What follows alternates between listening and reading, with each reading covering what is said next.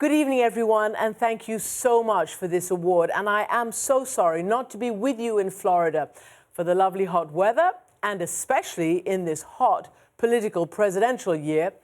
But all the way from London, I want to say what a great honor it is to get this award. As you may know, my involvement with Daughters for Life started simply but tragically. I was on yet another war zone assignment when I met dear Dr. Abuleish in Gaza. And I can honestly say I will never forget his family story. Their courage despite the deep and terrible loss and suffering. I'll never forget visiting their home after a cruel shell had destroyed it and taken away the children's mother and their siblings.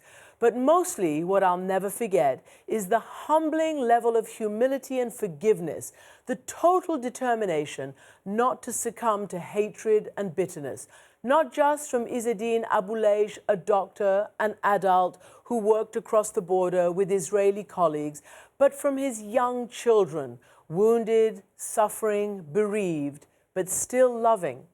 Today, I congratulate his magnificent success, reflected in the magnificent success of his surviving son, who's at the University of Toronto, and his two surviving daughters, Dalal and Shatta, who've broken barriers themselves by both graduating in engineering together. It is so cool, especially as I reflect back on the interview I did with Shatta in hospital as she was recovering from her grave injuries.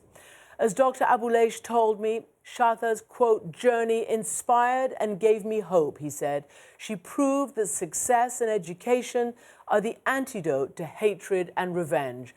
She succeeded to move forward in spite of all she faced and the loss of her sight in her right eye. It is heartwarming and life-affirming to know how even at a young and formative age, children can store the good things of life in their hearts despite the horrors they have been through, like the Abuleish family. And it is not just storing the good things, but doing good things. I am proud to support their incredible charity, Daughters for Life, and I'm delighted to know that it is progressing so well, collaborating with universities all over the United States, in Canada, here in the UK, in Bangladesh, and in the Middle East. Wonderful to know that you've already several Daughters for Life scholars studying in Florida and elsewhere in the USA and Canada, and as well in Palestine and Israel.